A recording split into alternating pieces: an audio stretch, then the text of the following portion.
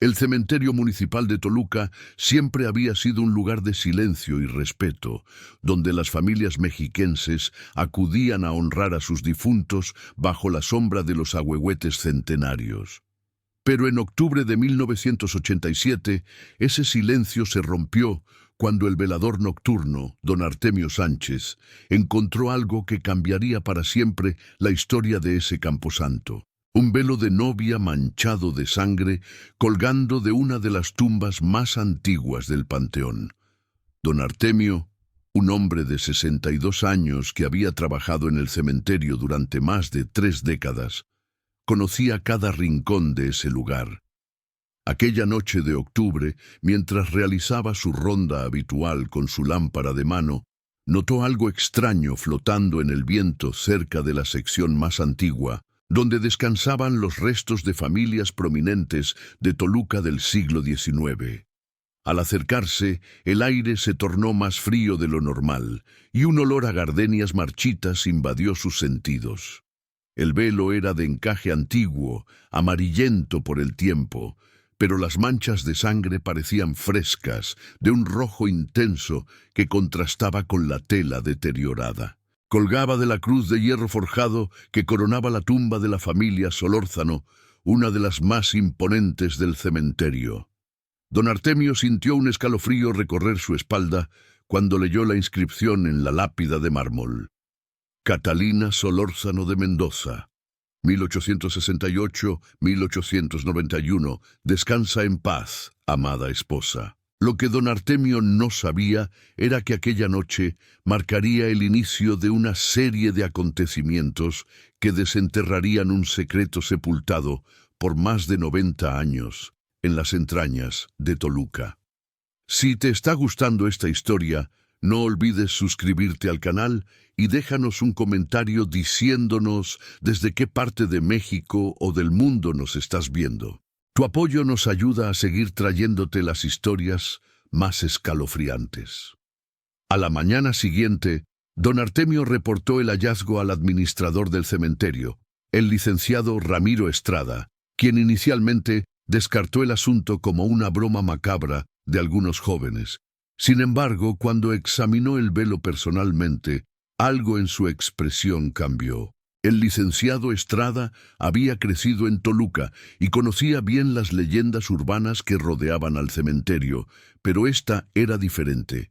El velo no solo estaba manchado de sangre, sino que presentaba un bordado específico, 2 iniciales entrelazadas, C-S-I-A-M,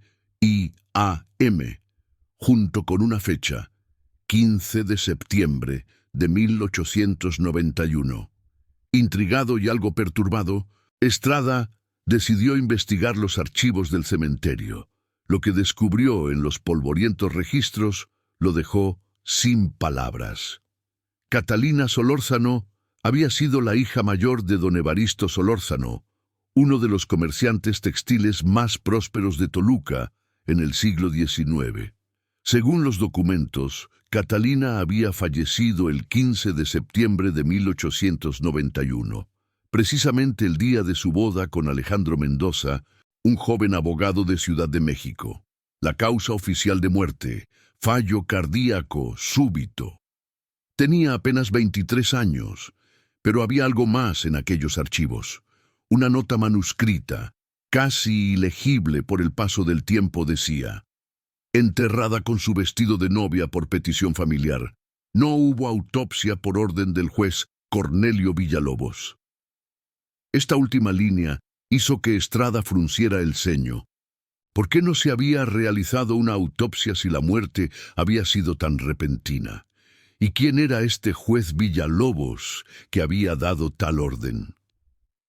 Esa misma tarde, Estrada visitó el Archivo Histórico Municipal de Toluca, ubicado en el antiguo Palacio Municipal del centro de la ciudad. Allí, entre montañas de expedientes amarillentos y libros de registro deteriorados, encontró referencias al juez Cornelio Villalobos. Lo que leyó lo dejó helado. Villalobos había sido destituido de su cargo en 1892, apenas un año después de la muerte de Catalina, acusado de encubrir varios crímenes de familias adineradas a cambio de sobornos. Aunque nunca fue procesado formalmente debido a sus conexiones políticas, su nombre quedó manchado en la historia judicial de Toluca. Mientras Estrada profundizaba en su investigación, en el cementerio comenzaron a ocurrir fenómenos inexplicables. Varios visitantes reportaron haber visto a una mujer vestida de novia, caminando entre las tumbas al atardecer, siempre en dirección a la sección donde descansaba Catalina Solórzano. Los testimonios eran escalofriantes. La figura llevaba un velo manchado de sangre y caminaba con pasos lentos, como si buscara algo o a alguien. Cuando los testigos intentaban acercarse, la aparición se desvanecía entre las sombras de los mausoleos. Don Artemio, quien inicialmente había sido escéptico ante estas historias, tuvo su propio encuentro una semana después de haber encontrado el velo. Era cerca de la medianoche cuando escuchó el sonido de unos pasos sobre la grava del camino principal del cementerio. Al dirigir su lámpara hacia el origen del sonido, vio claramente la silueta de una mujer vestida con un largo vestido blanco, el rostro cubierto por un velo manchado. Lo que más lo aterrorizó fue que la figura parecía flotar apenas unos centímetros sobre el suelo. ¿Quién anda ahí?, gritó don Artemio, con la voz quebrándose por el miedo. La figura se detuvo y giró lentamente hacia él. Aunque no podía ver el rostro bajo el velo, sintió que lo observaba con una intensidad que le paralizó el cuerpo. Luego, una voz femenina, apenas un susurro que parecía provenir de todas direcciones, dijo: «Busco a quien me arrebató la vida. Busco justicia. Busco a Alejandro». Don Artemio dejó caer su lámpara y corrió hacia la caseta de vigilancia, donde permaneció encerrado hasta el amanecer. Al día siguiente presentó su renuncia, pero el licenciado Estrada lo convenció de quedarse con un aumento de sueldo y la promesa de que resolverían el misterio juntos. La noticia de los avistamientos comenzó a extenderse por Toluca como pólvora. Los medios locales publicaron artículos sobre la novia del cementerio, y pronto el lugar se convirtió en un imán para curiosos, cazadores de fantasmas y escépticos por igual. Las autoridades municipales, preocupadas por el desorden y el impacto turístico negativo, presionaron a Estrada para que encontrara una explicación racional. Fue entonces cuando Estrada decidió contactar a la profesora Mariana Reyes, una historiadora de la Universidad Autónoma del Estado de México, especializada en historia social del siglo XIX. La profesora Reyes, una mujer de 45 años, con fama de ser meticulosa y escéptica ante lo paranormal, aceptó el caso más por interés histórico que por creer en fantasmas. Durante las siguientes semanas, la profesora Reyes se sumergió en los archivos municipales, eclesiásticos y familiares. Entrevistó a descendientes de la familia Solórzano que aún vivían en Toluca, aunque la mayoría se mostraron reticentes a hablar del tema. Finalmente logró contactar a doña Guadalupe Solórzano Márquez, una mujer de 83 años, que vivía en una antigua casona del centro histórico de Toluca y que resultó ser tataranieta del hermano menor de Catalina. Doña Guadalupe recibió a la profesora Reyes en su sala, rodeada de fotografías antiguas y muebles de época. Con voz temblorosa, la anciana reveló un secreto que su familia había guardado durante generaciones. Mi bisabuela me contó algo antes de morir que nunca me atreví a compartir. Catalina no murió de un fallo cardíaco, fue asesinada el día de su boda, y mi familia lo encubrió por vergüenza y por proteger el apellido Solórzano. La profesora Reyes sintió que el aire de la habitación se volvía más pesado mientras doña Guadalupe continuaba su relato. Según la historia familiar, Catalina había descubierto algo terrible sobre su prometido, Alejandro Mendoza, apenas horas antes de la ceremonia. Al parecer, Alejandro no era el respetable abogado que todos creían. Había estado involucrado en un fraude financiero en Ciudad de México que había arruinado a varias familias, y se había mudado a Toluca para escapar de las consecuencias, buscando limpiar su nombre mediante el matrimonio con Catalina y el acceso a la fortuna de los Solórzano. Cuando Catalina confrontó a Alejandro con las pruebas que había encontrado, cartas y documentos que probaban su participación en el fraude, él reaccionó con violencia. En el caos de los preparativos de la boda, con la casa Solórzano llena de sirvientes, músicos y decoradores, Alejandro llevó a Catalina a una habitación apartada con el pretexto de hablar en privado. Lo que sucedió ahí nunca se supo con certeza, pero cuando la encontraron una hora después, Catalina yacía en el suelo con su vestido de novia empapado en sangre, su velo manchado y sin vida en sus ojos. Don Evaristo Solórzano, el padre de Catalina, tomó una decisión que marcaría el destino de toda la familia. En lugar de denunciar el crimen y enfrentar el escándalo público que destruiría la reputación familiar, pactó con el juez Villalobos para encubrir el asesinato. Alejandro Mendoza fue enviado discretamente fuera del país, con dinero suficiente para nunca regresar, y la muerte de Catalina fue registrada oficialmente como un fallo cardíaco. El juez Villalobos recibió una generosa compensación por su cooperación. El cuerpo de Catalina fue preparado rápidamente para el entierro, sin autopsia, vestida con el mismo traje de novia manchado de sangre que nunca llegó a usar en el altar.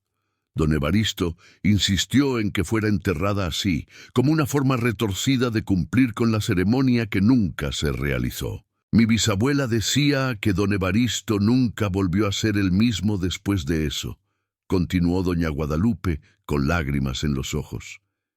Se volvió un hombre amargado y distante. Murió pocos años después, consumido por la culpa. Y desde entonces, nuestra familia ha sido perseguida por la maldición de ese secreto: muertes prematuras, enfermedades inexplicables, matrimonios fracasados. Como si Catalina nos castigara por lo que le hicieron. La profesora Reyes salió de aquella casa con más preguntas que respuestas. Si la historia de doña Guadalupe era cierta, entonces la aparición de Catalina no era solo una leyenda urbana, sino un grito de justicia desde el más allá. Pero necesitaba pruebas concretas, algo que pudiera corroborar la versión de la anciana. Su siguiente paso fue buscar registros de Alejandro Mendoza. Después de semanas de investigación en archivos de Ciudad de México, encontró su rastro. Alejandro había partido a España en octubre de 1891, apenas un mes después de la muerte de Catalina. Los registros indicaban que había viajado con un considerable capital, suficiente para establecerse cómodamente en Madrid.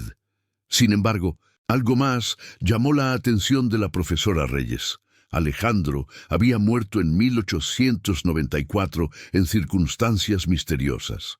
El certificado de defunción español mencionaba muerte violenta bajo investigación, pero el caso aparentemente nunca se resolvió. Armada con esta información, la profesora Reyes regresó a Toluca y compartió sus hallazgos con el licenciado Estrada. Ambos llegaron a una conclusión inquietante. Si Catalina estaba apareciendo en el cementerio después de tantos años, quizás era porque algo había cambiado recientemente. Entonces recordaron el velo manchado de sangre que don Artemio había encontrado. ¿De dónde había salido? ¿Por qué apareció precisamente en octubre de 1987, casi exactamente 96 años después de la muerte de Catalina? Don Artemio, quien había superado parcialmente su miedo inicial, reveló un detalle que había olvidado mencionar. 2 semanas antes de encontrar el velo, una tumba había sido violada en la sección antigua del cementerio. Se trataba de una tumba cercana a la de los Solórzano, y aunque no se había reportado oficialmente para evitar publicidad negativa, alguien había excavado y abierto el ataúd de un tal Federico Villalobos, 1875-1945.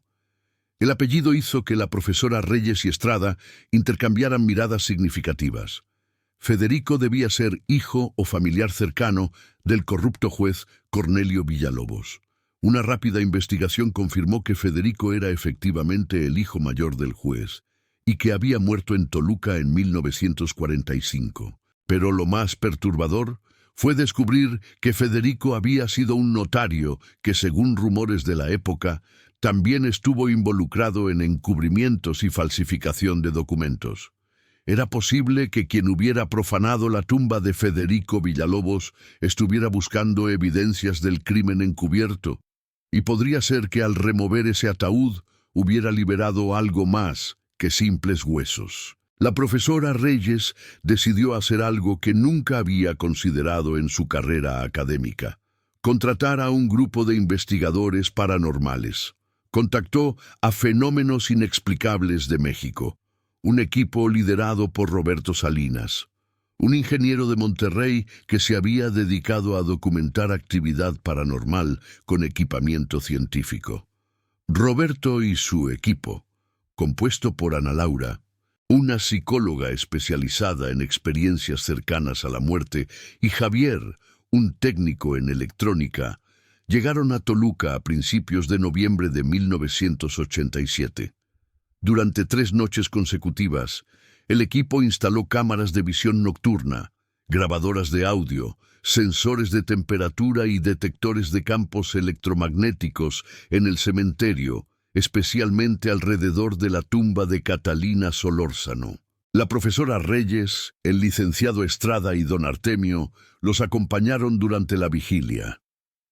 La primera noche transcurrió sin incidentes significativos, solo algunas fluctuaciones de temperatura inexplicables, pero la segunda noche, cerca de las 2 de la madrugada, todos los equipos registraron anomalías simultáneas. Las cámaras captaron una niebla densa que se formó específicamente alrededor de la tumba de Catalina, a pesar de que el resto del cementerio permanecía despejado. Los detectores electromagnéticos se dispararon, indicando campos de energía inusuales, y las grabadoras capturaron algo que dejó helados a todos los presentes: una voz femenina clara y nítida que decía: «Él volvió. Él está aquí. Debo encontrarlo». Roberto Salinas revisó las grabaciones una y otra vez. No había duda, la voz era real y audible. No era el viento ni interferencias electrónicas. Alguien o algo había hablado en ese cementerio. Ana Laura, la psicóloga del equipo, propuso algo radical: intentar una sesión de comunicación directa. Aunque la profesora Reyes era escéptica, accedió a observar. La tercera noche, el equipo preparó lo que llamaron un protocolo de comunicación estructurada. No era una sesión espiritista tradicional, sino un intento de establecer contacto usando preguntas específicas mientras monitoreaban las respuestas a través de los equipos. Ana Laura actuaría como facilitadora, haciendo preguntas directas mientras todos permanecían alerta. A la medianoche exacta, Ana Laura comenzó: «Catalina, si estás presente, queremos ayudarte. ¿Puedes darnos una señal?». Los detectores electromagnéticos comenzaron a oscilar erráticamente. «Catalina, ¿fuiste asesinada el día de tu boda?». Una ráfaga de viento helado atravesó el cementerio, a pesar de que era una noche sin viento. Las cámaras capturaron la misma niebla densa formándose nuevamente. Entonces sucedió algo que ninguno de los presentes olvidaría jamás. La figura de una mujer vestida de novia apareció a unos 20 metros de distancia, claramente visible para todos. No era una ilusión ni un truco de luz. Era tangible, casi sólida, aunque translúcida. El velo manchado de sangre cubría su rostro y su vestido blanco ondeaba como si estuviera bajo el agua. Don Artemio cayó de rodillas, murmurando oraciones. El licenciado Estrada retrocedió instintivamente, pero la profesora Reyes, superando su miedo académico a lo irracional, dio un paso adelante. «Catalina», dijo con voz firme pero respetuosa. Sabemos lo que te hicieron. Sabemos que Alejandro Mendoza te asesinó y que tu familia encubrió el crimen. Queremos ayudarte a encontrar paz. La figura permaneció inmóvil por un momento que pareció eterno. Luego, con un movimiento lento y deliberado, levantó una mano hacia la tumba de la familia Villalobos, la que había sido profanada semanas atrás. Una voz, la misma que habían grabado, resonó en el aire. Él guarda la verdad. Él guarda mi justicia. Federico tiene lo que busco. Antes de que alguien pudiera reaccionar, la aparición se desvaneció y con ella toda la actividad electromagnética cesó. El cementerio volvió a su silencio habitual, como si nada hubiera ocurrido, pero las grabadoras y cámaras habían capturado todo. Roberto Salinas revisó los datos frenéticamente. «Esto es real», dijo con voz temblorosa. «Todo está aquí. No hay explicación científica para lo que acabamos de presenciar». La profesora Reyes comprendió entonces el mensaje. Federico Villalobos, el hijo del juez corrupto, debía tener en su poder alguna prueba del asesinato de Catalina, quizás documentos, cartas o evidencias que su padre había guardado como seguro en caso de que la familia Solórzano intentara traicionarlo. Y cuando su tumba fue profanada, esos documentos quizás fueron removidos o destruidos, impidiendo que Catalina encontrara la justicia que buscaba. A la mañana siguiente, la profesora Reyes y el licenciado Estrada se dirigieron a la casa donde había vivido Federico Villalobos. La propiedad ahora pertenecía a sus nietos, una pareja de ancianos que vivían en un barrio tranquilo de Toluca. Cuando les explicaron el motivo de su visita, la señora Villalobos palideció visiblemente. «Sabía que esto llegaría algún día», dijo con resignación. Los llevó al sótano de la casa, donde guardaban archivos familiares. «Mi abuelo Federico siempre dijo que guardaba estos documentos como seguro de vida», explicó. «Decía que protegían a la familia de personas poderosas que podrían querer hacerles daño, pero nunca nos explicó de qué se trataba exactamente. Cuando murió, mi padre heredó estos papeles y los guardó aquí, con instrucciones de nunca deshacerse de ellos». Entre cajas de documentos amarillentos encontraron lo que buscaban. Una carpeta sellada con lacre, marcada con la fecha 15 de septiembre de 1891. Dentro había documentos que confirmaban la historia de doña Guadalupe con escalofriante precisión. Había una carta de Alejandro Mendoza a don Evaristo Solórzano, fechada 3 días después de la muerte de Catalina, donde Alejandro admitía implícitamente su participación en la muerte y agradecía a Evaristo por comprender la necesidad de discreción. Había también un acuerdo firmado por el juez Cornelio Villalobos, detallando los términos del encubrimiento y la suma de dinero que recibiría. Y lo más perturbador, había un informe médico preliminar escrito por un doctor que había examinado brevemente el cuerpo de Catalina antes de que le ordenaran no hacer la autopsia. El doctor describía heridas punzantes en el abdomen y signos de lucha violenta. Catalina había sido apuñalada múltiples veces por Alejandro Mendoza cuando ella intentó romper el compromiso tras descubrir su verdadera naturaleza criminal. No había sido un crimen pasional rápido, sino un asesinato brutal y premeditado. Y durante casi un siglo, la verdad había permanecido oculta en ese sótano, esperando ser descubierta. La profesora Reyes sintió que el peso de la historia caía sobre sus hombros. Ahora tenían las pruebas que Catalina había estado buscando, pero ¿qué hacer con ellas? ¿Cómo podría esto darle paz a un espíritu que había vagado durante décadas buscando justicia? Consultó con Ana Laura, la psicóloga del equipo paranormal, quien sugirió realizar una ceremonia de reconocimiento en el cementerio. «No se trata de rituales esotéricos», explicó Ana Laura. Se trata de reconocer públicamente la verdad, de darle voz a una víctima que fue silenciada. A veces, eso es todo lo que un espíritu necesita para encontrar paz.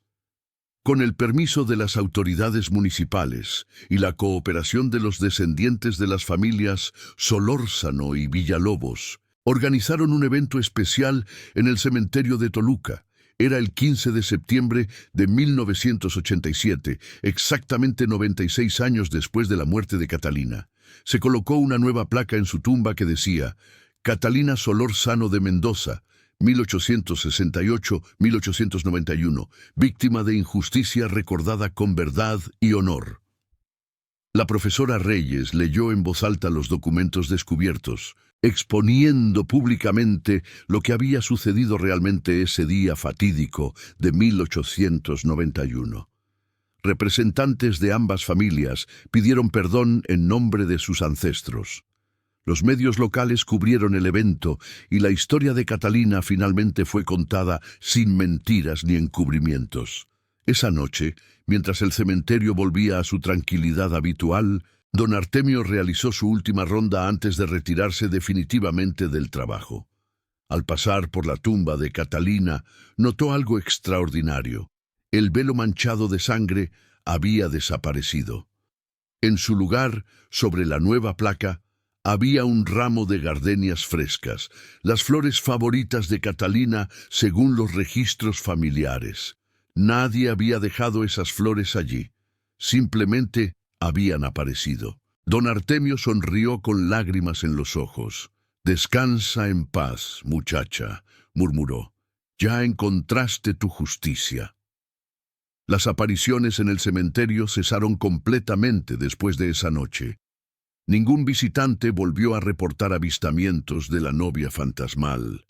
El cementerio de Toluca recuperó su paz, aunque la historia de Catalina Solórzano quedó grabada para siempre en la memoria colectiva de la ciudad. La profesora Mariana Reyes publicó un artículo académico sobre el caso, titulado Justicia póstuma, el caso de Catalina Solórzano y los crímenes encubiertos del siglo XIX en México. El trabajo fue bien recibido en círculos históricos y forenses, aunque omitió deliberadamente los aspectos paranormales para mantener su credibilidad académica. Sin embargo, en conversaciones privadas, Reyes admitía que había experimentado algo que desafiaba toda explicación racional.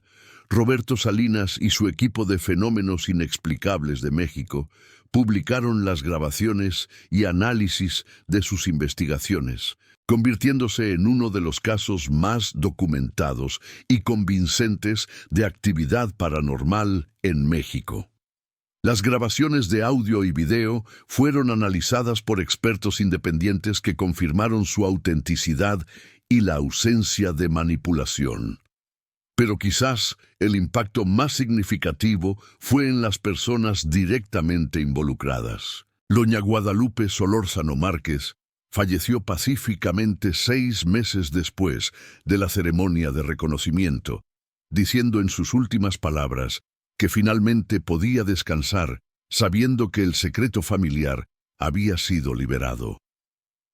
Los descendientes de los Villalobos donaron todos los documentos comprometedores al Archivo Histórico de Toluca, asegurándose de que la historia nunca volviera a ser ocultada.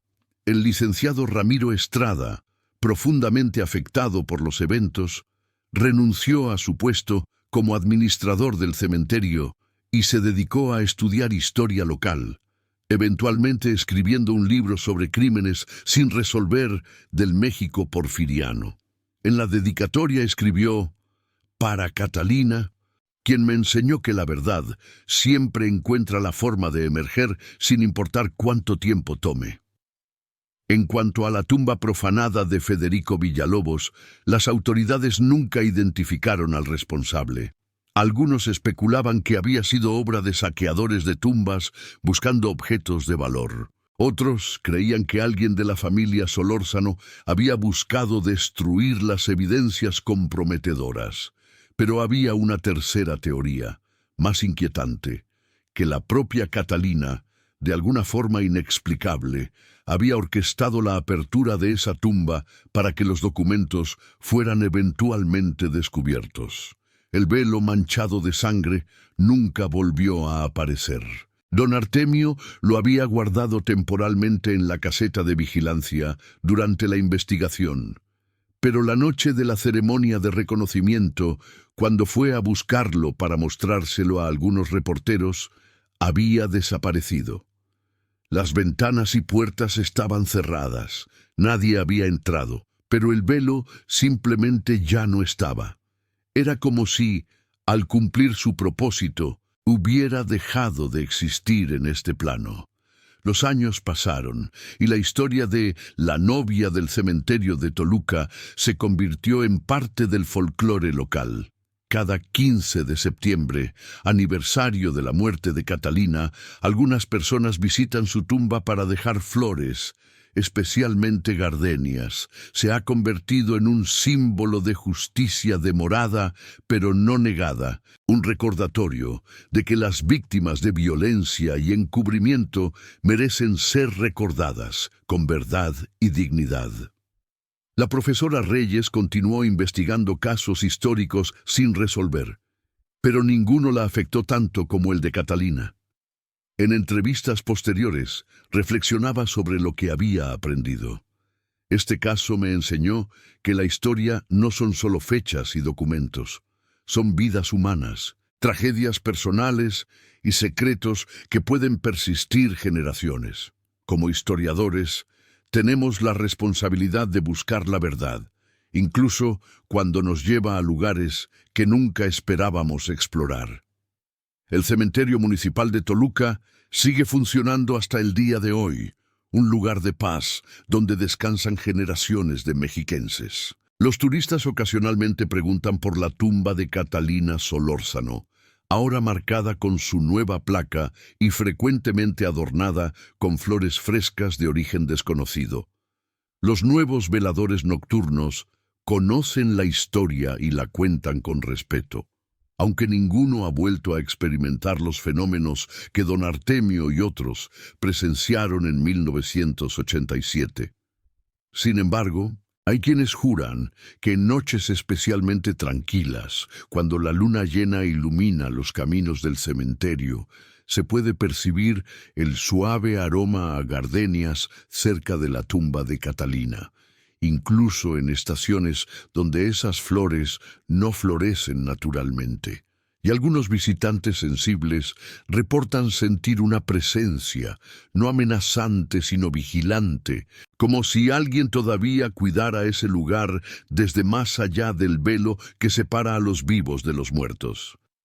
La historia de Catalina Solórzano también tuvo repercusiones legales inesperadas. Los documentos descubiertos llevaron a una revisión de otros casos de la época del juez Cornelio Villalobos, revelando un patrón sistemático de corrupción judicial en el México porfiriano. Varios casos cerrados fueron reabiertos para análisis histórico, aunque obviamente ya no se podía procesar a los responsables fallecidos hacía décadas.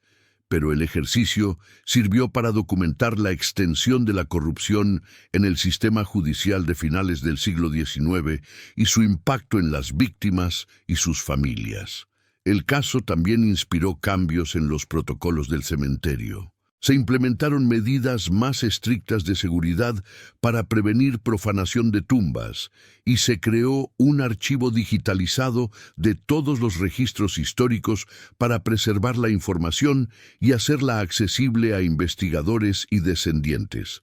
El licenciado Estrada, antes de renunciar, insistió en estos cambios como una forma de honrar la memoria de Catalina y prevenir que otras historias quedaran perdidas u ocultas.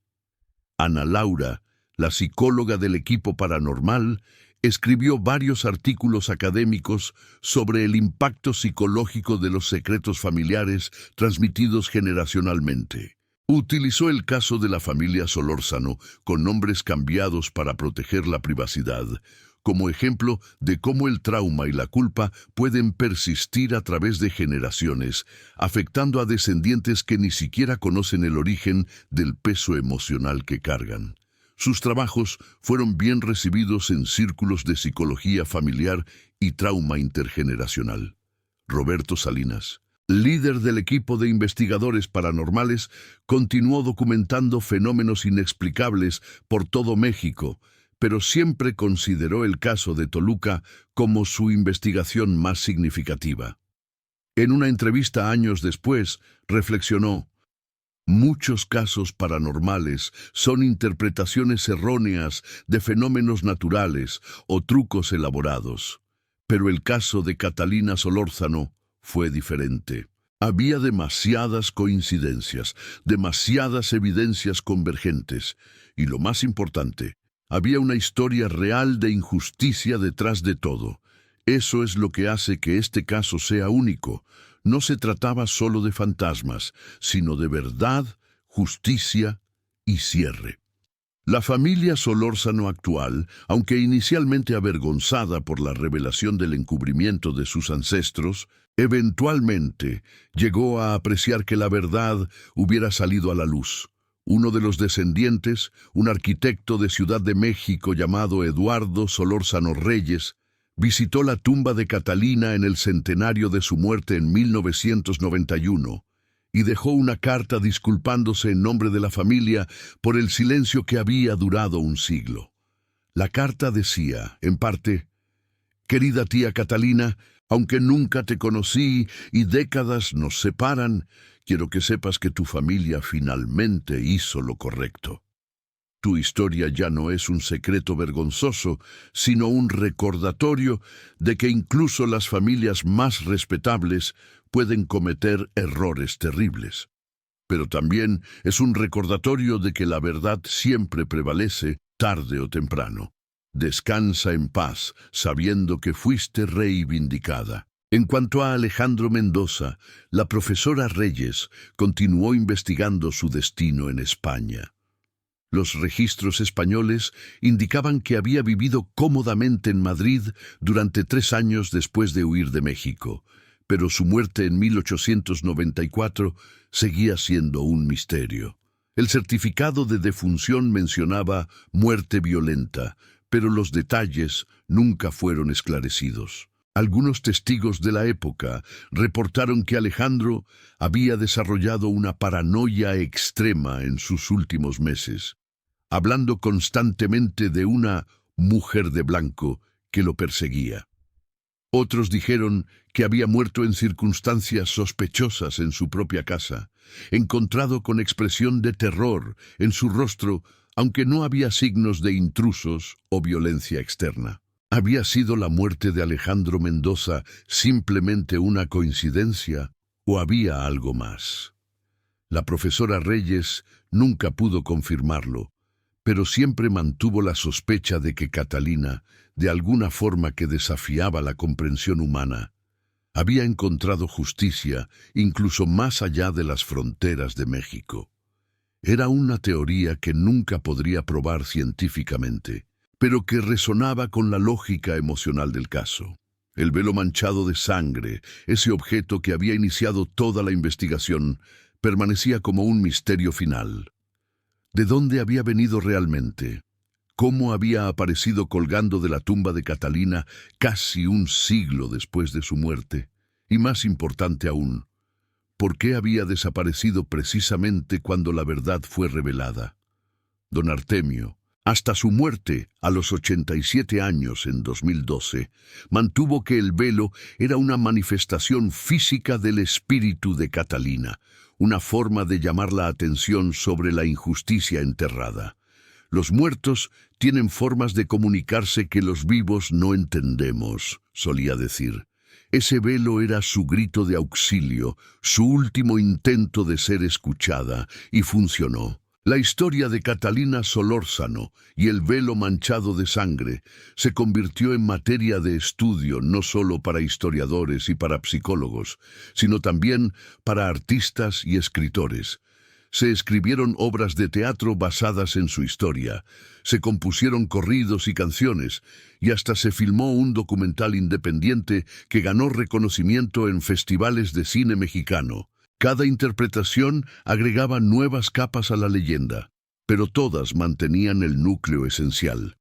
Una mujer joven, cuya vida fue robada brutalmente y cuya verdad fue silenciada por conveniencia social.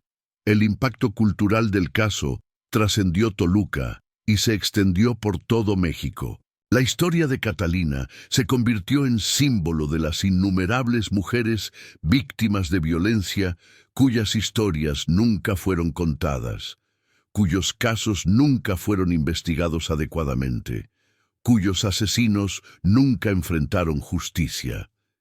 En una época donde el feminicidio y la violencia de género comenzaban a ser reconocidos como problemas sociales sistémicos en México, la historia de Catalina resonaba con particular intensidad. Organizaciones de derechos de las mujeres adoptaron su historia como ejemplo histórico de la impunidad y el encubrimiento que han caracterizado la violencia de género en México durante siglos.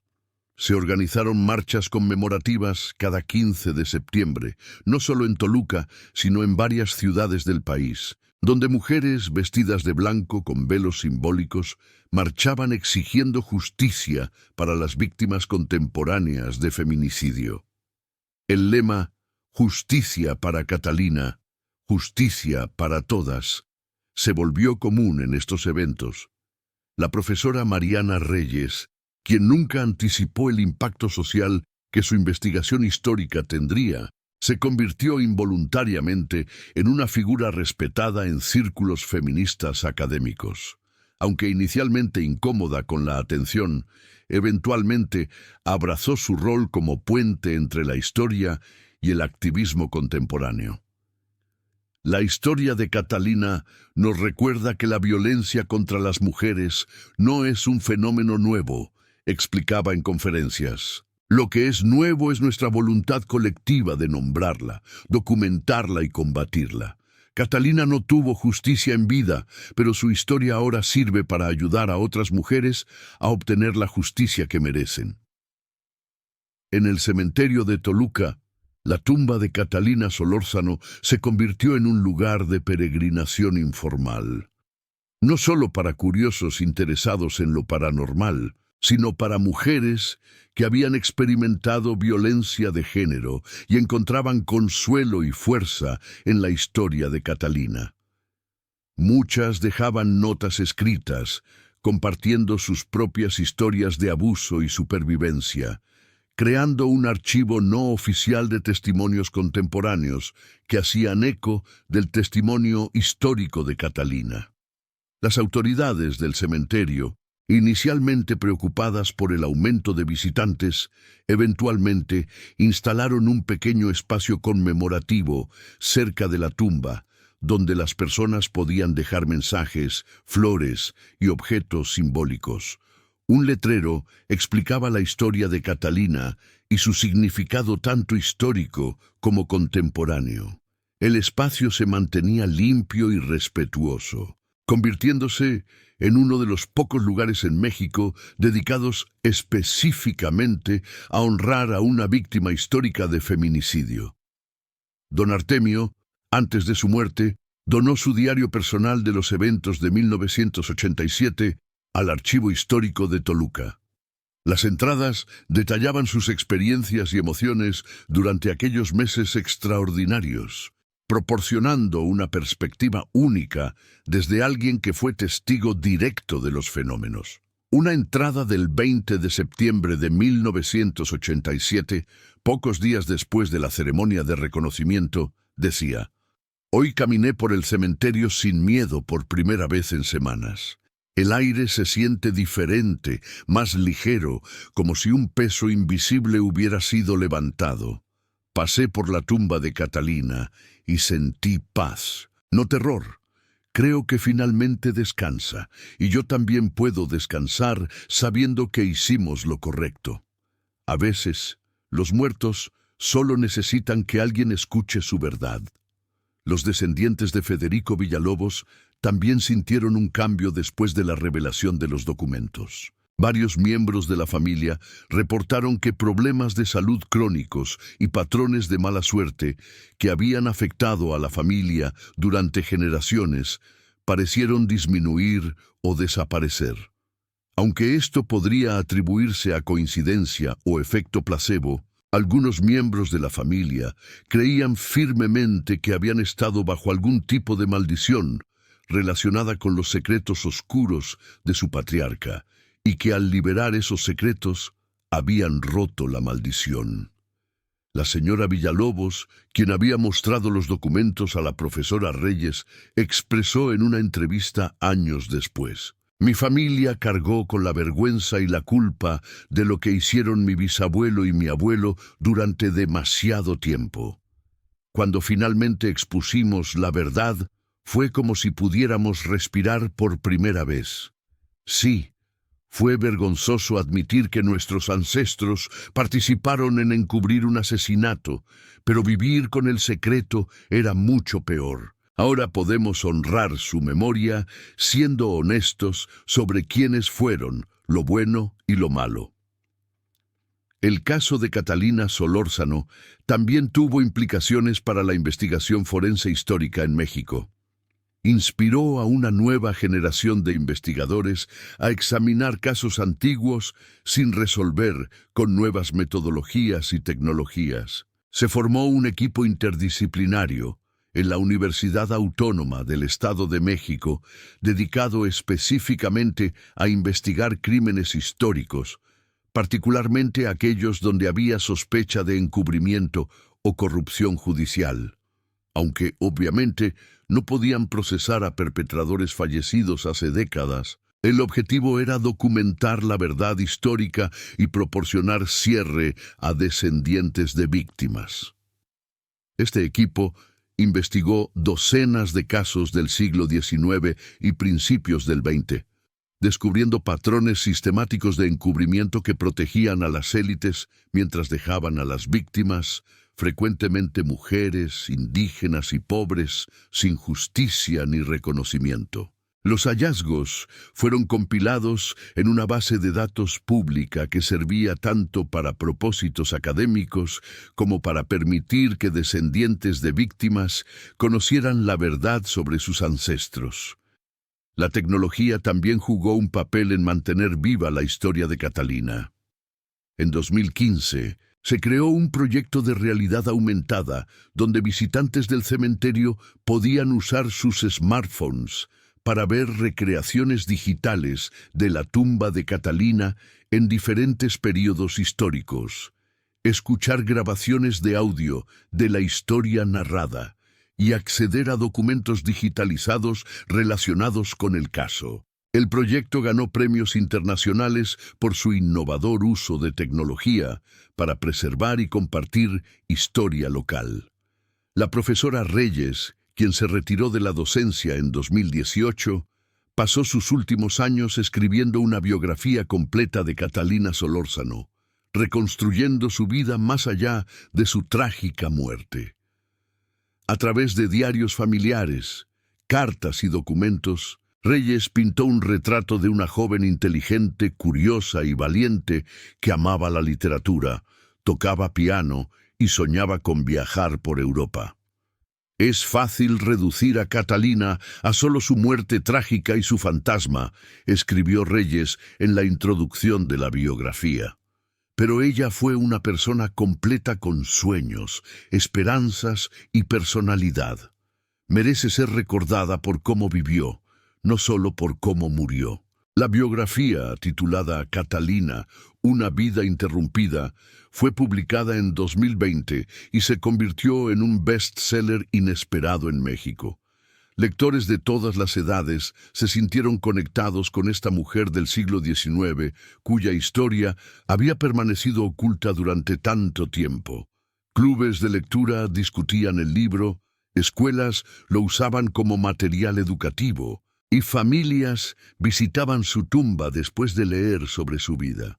El cementerio municipal de Toluca, consciente del significado cultural que la tumba de Catalina había adquirido, implementó medidas para preservarla y protegerla como patrimonio histórico. Se restauró cuidadosamente el mausoleo Solórzano, reparando daños del tiempo mientras se mantenía su arquitectura original. Se instaló iluminación especial que permitía que la tumba fuera visible incluso de noche, transformándola de un lugar de terror a un monumento de memoria y justicia. En 2021, exactamente 130 años después de la muerte de Catalina, se organizó una ceremonia especial en el cementerio. Asistieron autoridades municipales, académicos, activistas de derechos de las mujeres y docenas de ciudadanos comunes. La profesora Reyes, ya anciana pero con mente aguda, dio un discurso que resumía el legado de Catalina. Hace 130 años, una mujer joven fue asesinada y su verdad fue enterrada junto con su cuerpo. Durante casi un siglo, su historia permaneció oculta, protegiendo la reputación de quienes la traicionaron. Pero la verdad tiene una forma de emerger, incluso después de décadas, incluso después de siglos. Catalina Solórzano ya no es solo una víctima olvidada. Es un símbolo de resistencia contra el silencio, un recordatorio de que cada víctima merece ser nombrada, recordada y honrada. Su historia nos enseña que nunca es demasiado tarde para hacer lo correcto, nunca es demasiado tarde para buscar la verdad, y nunca es demasiado tarde para dar voz a quienes fueron silenciados. Después del discurso, se develó una estatua de bronce cerca de la entrada del cementerio. La estatua representaba a una mujer joven con vestido de novia, sin velo, mirando hacia el horizonte con expresión determinada. La placa decía: en memoria de Catalina Solórzano, 1868-1891, y todas las mujeres cuyas historias fueron silenciadas, que sus voces nunca sean olvidadas. Esa noche, mientras el cementerio cerraba sus puertas, el nuevo velador, un joven llamado Miguel que conocía bien la historia de Catalina, hizo su ronda habitual. Al pasar por la tumba de Catalina, notó que alguien había dejado un ramo de gardenias frescas sobre la nueva estatua. No había registro de quién las había dejado, y las cámaras de seguridad del cementerio no mostraban a nadie acercándose a la estatua durante todo el día. Miguel sonrió. Algunos misterios, pensó, no necesitan ser resueltos. Algunas cosas simplemente son. Y si el espíritu de Catalina todavía visitaba ocasionalmente el lugar donde su cuerpo descansaba, ahora lo hacía con paz, sabiendo que su historia había sido finalmente contada, su verdad finalmente reconocida y su memoria finalmente honrada. El velo manchado de sangre nunca volvió a aparecer.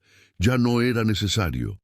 El mensaje había sido entregado, la verdad había sido revelada, y la justicia, aunque póstuma y simbólica, había sido servida.